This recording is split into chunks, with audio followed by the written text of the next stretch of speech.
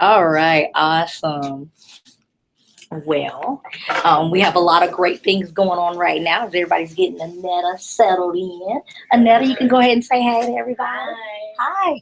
And Annetta's joined here with two of her friends. I'm Helena. And I'm Michelle. All right, awesome.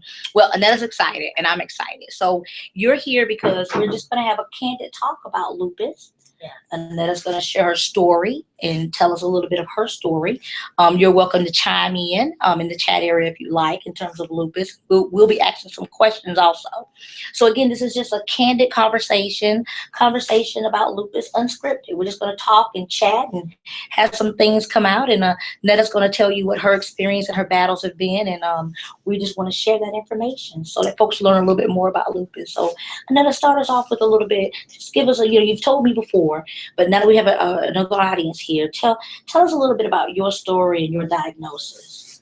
Well, as you know, before I had talked it before about my lupus and how it was really a struggle for me.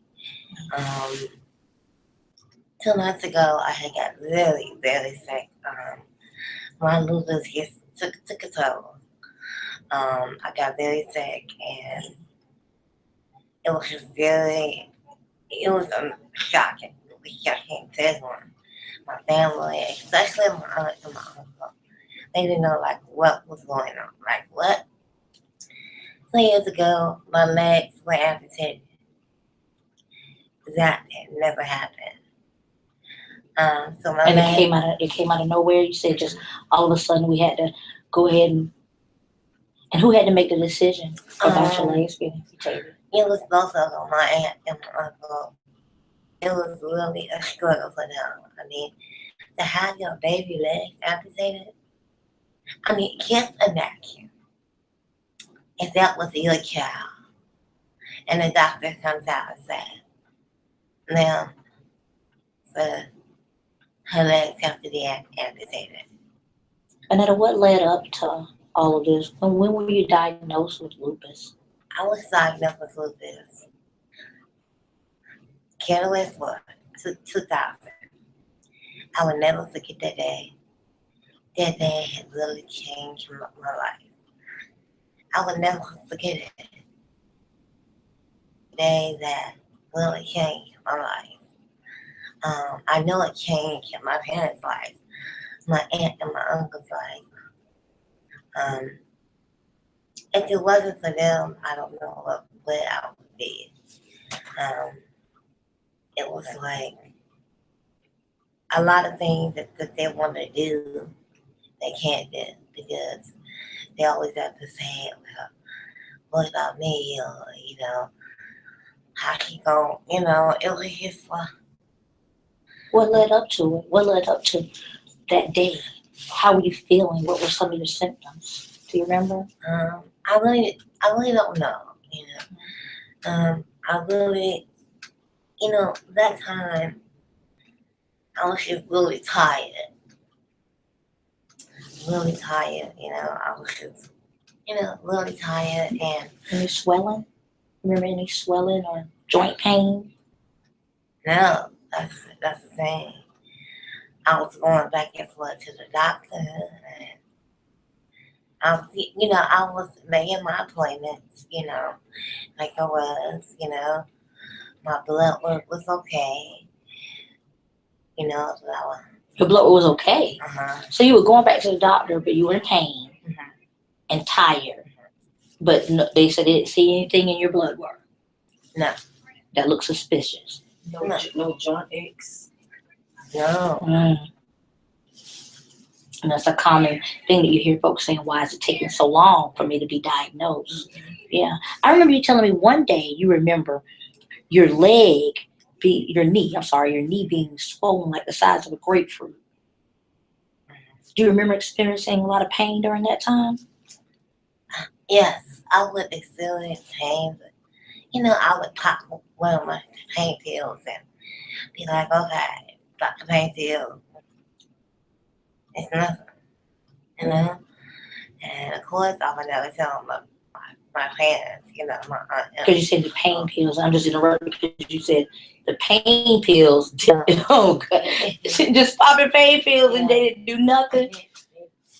They didn't do anything, and plus my aunt and my uncle, you know, they was like, okay, they really need to, you know, take these away. What? Like, what's going on? You know? Yeah, what's going on? You know, and when you have a child that's, you know, taking these pills, you're like, wait a minute, hold up, hold up, then we can become addicted. Hold up. Mm-hmm. So, you know, it was, you know, it was hard, and I began sleeping in. Like I would sleep in till like 10 o'clock. Every day. And my auntie would be like, wake up, wake up. And, you know. Because we didn't know, they didn't know what's going on. We, No. Why are you so tired? Why are you always so laying down and things of that sort? You mentioned to me, when you mentioned, you started off telling us about the legs being amputated and it's coming out of nowhere.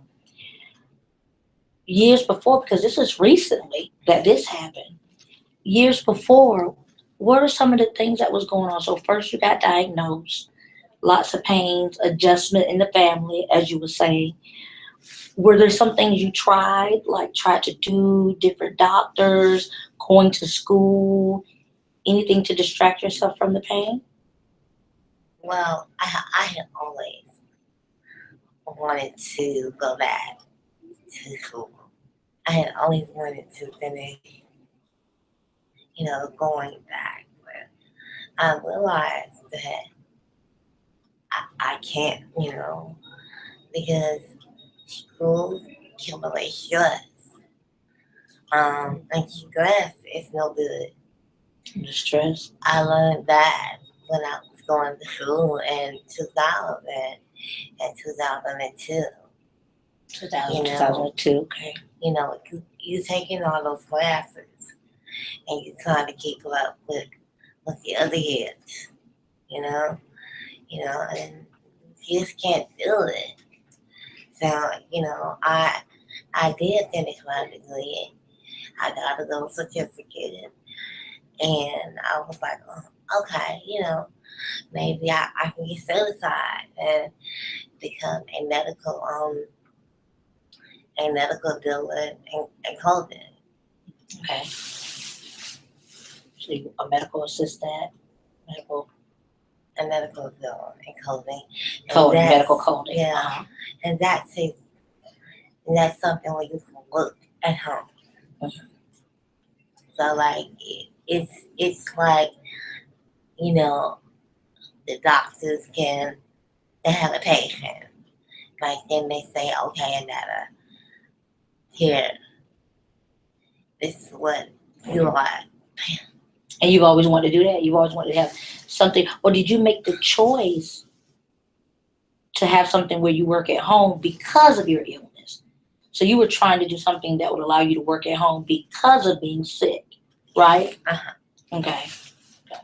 Did you get a chance to, because I don't remember you telling me if you did have a chance to work at home for a while. Yeah, that's not something I wanted to do. But, you know, due to my illness, I had to, you know, switch my career. What was something you wanted to do? I wanted to go to school for medical assistant. Okay. But you chose anything in the medical field to help other people. Yes. So you chose medical coding because you knew you could possibly work. You could work at home. Yes. All right. I got you. I had always wanted to help other people, especially in the medical field. Like you're doing now. Yeah. Talk about lupus. Yes. Mm-hmm. So, you know, I feel like, okay, this disease, it can literally kill you. You can go from sitting down to being in a wheelchair like I am. Right now, my legs are amputated, and I haven't known that at all. Did they say why you were going to have to get them amputated? Did you find out afterwards? Yes, because I had a blood. I had something inside my blood. I had an infection inside my blood. So they had to literally amputate my 2 legs. It was no choice. Either you amputate my legs or I die. Which one? So that was really hard for my 2 parents. And I look at Millicom as my parents.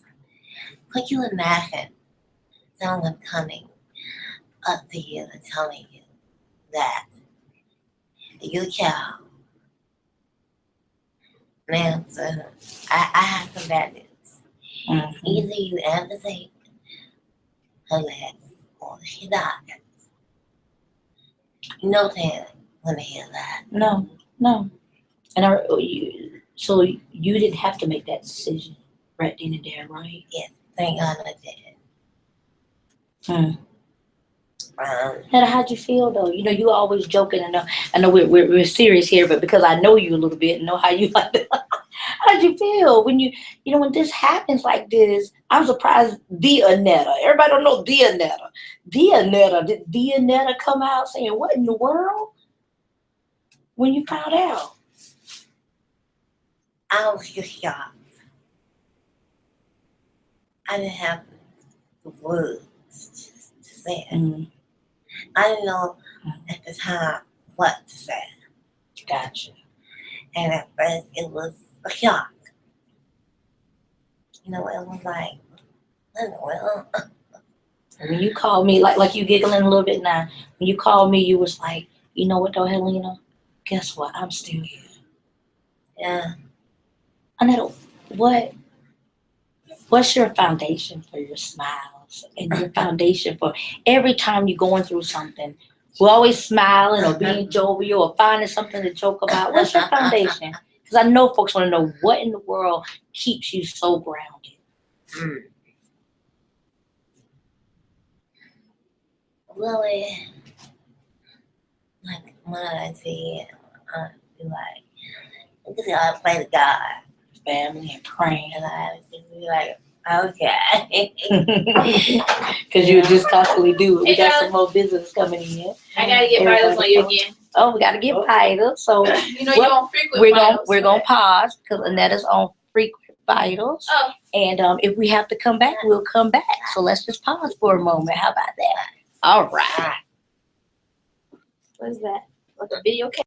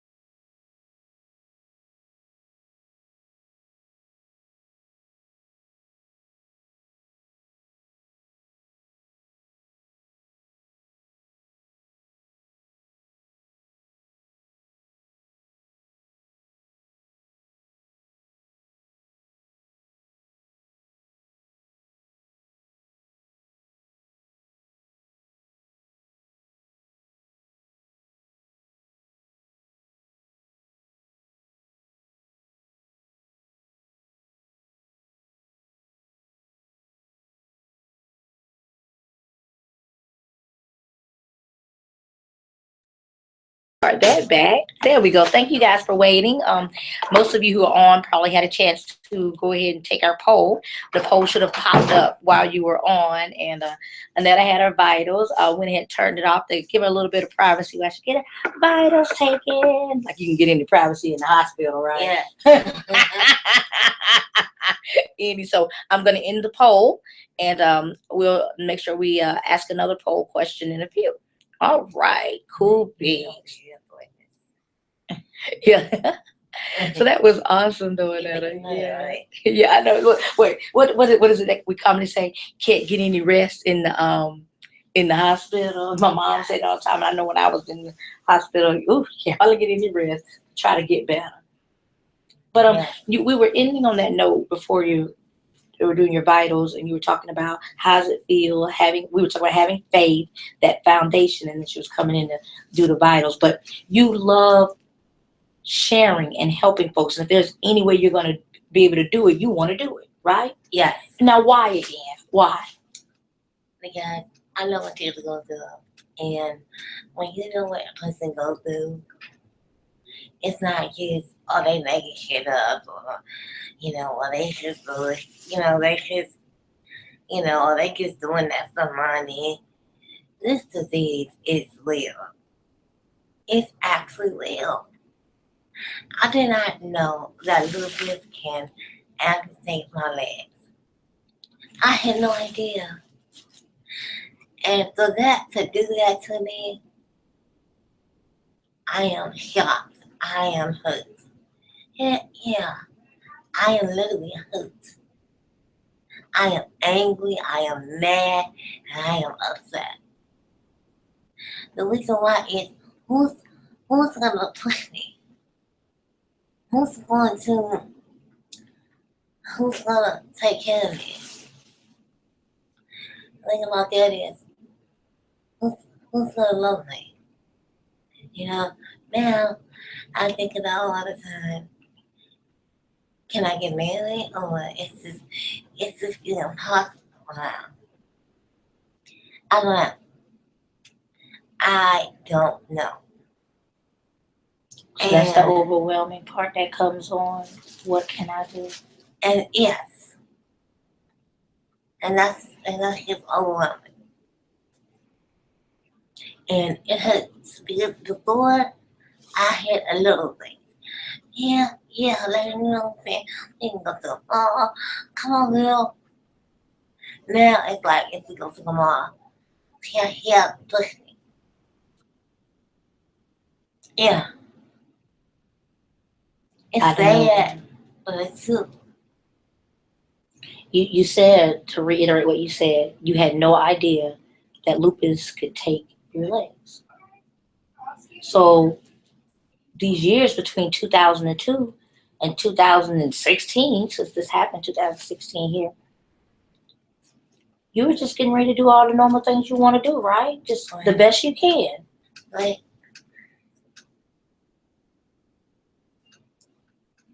Now, you also have a different form of lupus. These days, it makes me feel like all of it bad. All of it don't make no big difference. But you have lupus nephritis, so it affects your kidneys. Your kidneys. How has that been going before these recent months? Well, I have no kidneys. No kidneys like that. I'm on dialysis. And dialysis is not fun. You get to go 3 times a week. 3 times. I remember one time you were you going like 4 or 5 times? So we were supposed to go shopping. Yeah, some people go 5 times. And it depends on your kidney size. So if your kidneys working a little bit, then you get to go shop and you get to do a little bit. But if it don't work, you don't do that. Let me end this poll right here, Annetta. So some folks had a chance to talk about medication preference because you asked to ask the audience what kind of medications they like holistic, traditional. Um, I know you're on a lot of the traditional now because it's medication, but you were interested in holistic medication, something natural where you won't have to take so much of these chemicals in your body, right? So hopefully we'll get a couple of answers on that from folks soon. So we'll see about that. Fair enough? Yeah.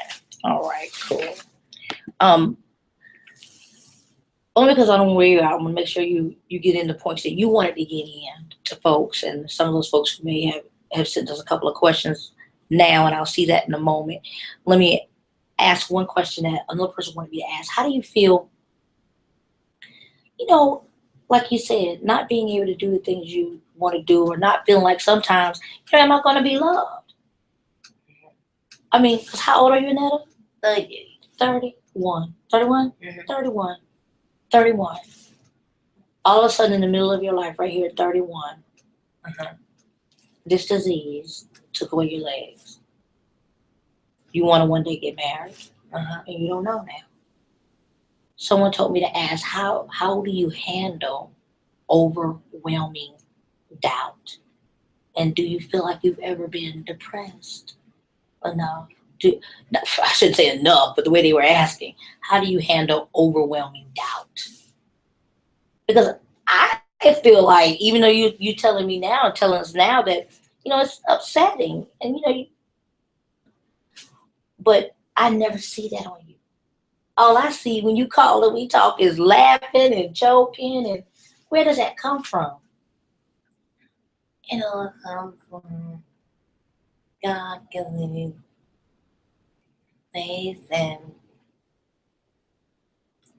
well, it gives faith and, but if you know that He has brought you this far, I mean, yes, I have my good days, I have my bad days, and I know that He has brought me so far, and that it's gonna be okay, It's gonna be okay. you know. How do you handle the medicines? Any medicine in particular you could think of that makes you sick? To your stomach sick? That's psychopath. Cytoxin, Yes, that's a chemotherapy drug. chemotherapy drug. And then on chemotherapy itself, Why do we have to take Cytoxin? to make your kidneys strong, to not happen to be on job, you know. But it can go really bad. It gets like, no, I don't want to crap. No, give me the cytoxin. Give me the give me the dialysis. And once you get on that dialysis, it changes your whole body. I mean, some days you'll be sick and you don't want to eat. Then after you get off of it, you're tired.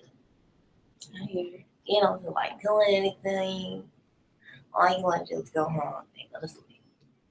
And didn't you tell me that with all the medicine and with all the things going on with your body, you had a stroke. Do you remember how many strokes you've had? I had one. One. Okay. Just some of your body, and I remember you telling me this is before I knew you. That you were in a coma. I don't know if they told you how long you were in that coma, but that came from your body just shutting down, like when the kidneys started acting up at first. And then you were doing fine for a while, right? Yeah.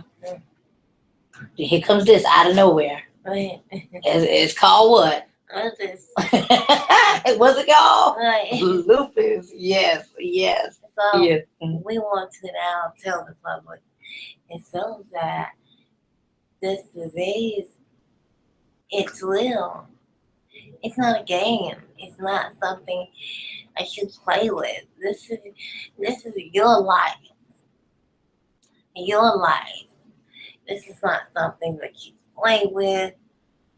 And I tell young people, take your medicine. Take your medicine. You may not want to play with it. You may not want to say, well, you may not want to skip your medication. But take your medicine. Don't skip your medicine. Don't play with it because you can't die. What would you like to see doctors do in terms of research? Well, researchers first, and then we'll say doctors. We need more research. We need more people to know about this disease. Because not so many people know about this disease at all. I'll put that poll up that you told me to pull up right here. Yeah. So more people to learn about this disease. Because not many people know about this disease. And it hurts me because I could almost die 2010.